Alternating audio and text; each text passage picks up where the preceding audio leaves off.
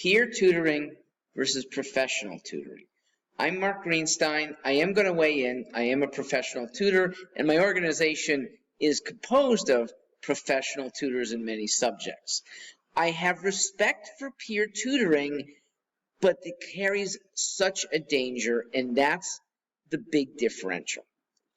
A peer we will define as someone in the child's class or maybe 1 year older. That status is what makes too many kids intimidated. Too many kids feel condescended to. Too many kids feel that with a peer tutor, they want to give up. This is not because of the peer's talents. This is because of their status. The talents of many 17 and 16-year-old students are high. Their knowledge is grand, their ability to teach is good, but the status of just being a classmate or 1 year older is what makes a struggling student who is now in their tutoring realm feel intimidated. We as professionals have the status of being outside of that. We are older, but actually we do hire, at Ivy Bound anyway, some 17-year-olds. They're not getting paired with other 17 and even 16-year-olds.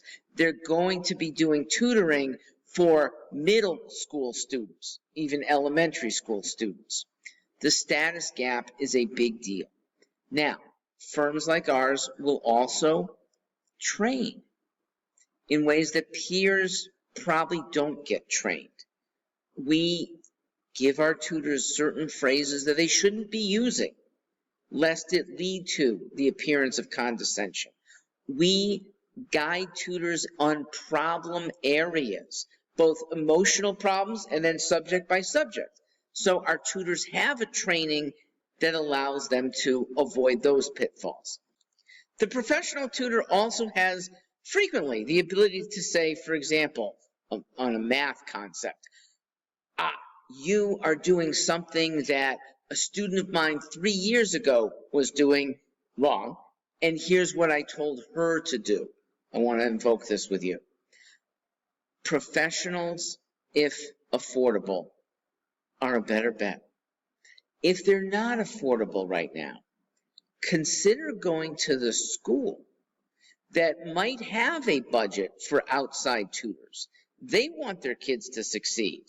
Organizations like Ivy Bound come running.